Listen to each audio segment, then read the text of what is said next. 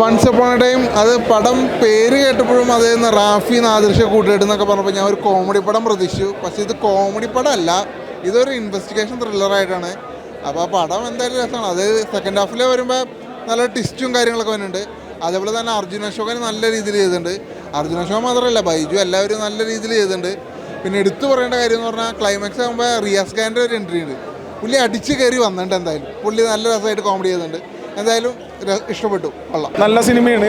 നാദിർഷ എന്ന് പറയുമ്പോൾ ആർട്ടിസ്റ്റിനെ ഡയറക്ടറിനെ ഓഡിയൻസിനെ അറിയാം എന്താണ് ആളുടെ ഒരു.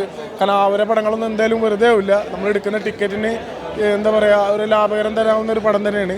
പിന്നെ ഫാമിലി ഓഡിയൻസിന് കണ്ടിരിക്കുക. അതൊരു ജോണർ ടൈപ്പ് അല്ല, എല്ലാ ഏജിലുള്ള ഗ്രൂപ്പിലുള്ള ആൾക്കാർക്ക് കാണാൻ പറ്റുന്ന നല്ലൊരു ഫിലിമാണ്. പിന്നെ നായകൻ പുതിയതാണെന്ന് തോന്നുന്നില്ല, ഒക്കെ തോന്നുന്നത് ഡയറക്ഷൻ്റെ ഒക്കെ മികവായതുകൊണ്ട് നമുക്ക് ഫീൽ ചെയ്യുന്നില്ല ആളൊരു പുതിയ ആളാണെന്ന് തോന്നുന്നില്ല. എന്തായാലും പടം ഓടും, പ്രൊഡ്യൂസർക്ക് നഷ്ടപ്പെടാത്ത രൂപത്തിൽ പടം ഓടും. ഇപ്പോൾ അതിൽ നാദിർഷ പറയുന്നുണ്ട്, ഇവരൊക്കെ തുടക്ക കാലഘട്ടത്തിൽ അർഷി അശോകനും ദിലീപ് ഭട്ടനും നാദിർഷ മണിച്ചേട്ട അവരൊക്കെ ഒരു കോമ്പോ ആയിരുന്നല്ലോ. ആ കാലഘട്ടത്തിലൊക്കെ ഇയാൾ ചൈൽഡായിട്ട് നിൽക്കുന്ന ആളായി. പക്ഷേ അവരെ ഒരു മെയിൻ ലീഡിൽ കൊണ്ടുവരുന്ന ഒരു ക്യാരക്ടറായിട്ടാണ് ഈ പടം പോകുന്നത്. പക്ഷേ അത് എനിക്ക് തോന്നുന്നത് ഡയറക്ടർ ഒരു മികവ് കൊണ്ട് നമുക്ക് ഫീൽ ചെയ്യുന്നില്ല. അതൊക്കെ പഴയ ആൾക്കാരാണ് ഫീൽ ചെയ്യുന്നില്ല.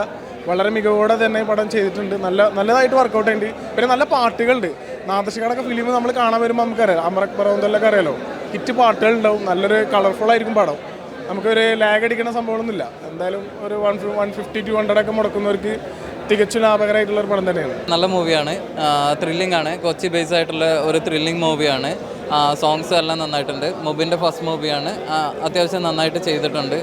നല്ല പെർഫോമൻസ് ആണ്. അതുപോലെ ഒരുപാട് ആർട്ടിസ്റ്റുകളൊക്കെ ഉള്ള മൂവിയാണ്. കൊള്ളാം. നല്ലൊരു ക്രൈം ത്രില്ലർ ജോണറായിട്ടാണ് പോകുന്നത്. പിന്നെ അർജുനേട്ടൻ്റെ പെർഫോമൻസ് ഒരു രോമാഞ്ച ഷെയ്ഡൊക്കെ വന്നിട്ട് നന്നായിട്ട് ചെയ്തിട്ടുണ്ട്. നല്ല രസമുണ്ട്. അത് പടം കാണുമ്പോൾ മനസ്സിലാവും അതെന്താ അങ്ങനെ പറയാൻ കാരണം എന്നുള്ളത്. പിന്നെ മൊത്തം നാദിർഷൻ്റെ ഡയറക്ഷനിലായാലും ഒരുങ്ങിയൊരു ആ ഒരു പഴയ കൂട്ടുകെട്ട് ആ ഒരു അടിപൊളിയായിട്ട് ചെയ്തിട്ടുണ്ട്.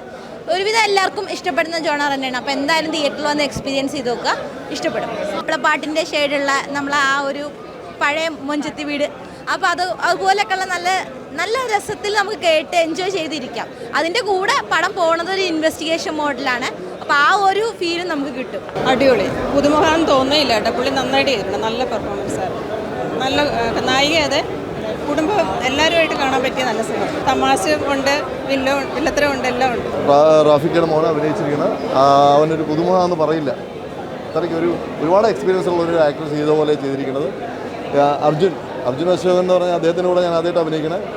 ഒരു രക്ഷയില്ലാത്ത പറയേണ്ട കാര്യമില്ലല്ലോ, അദ്ദേഹം ഒരു വലിയ നടനല്ലേ.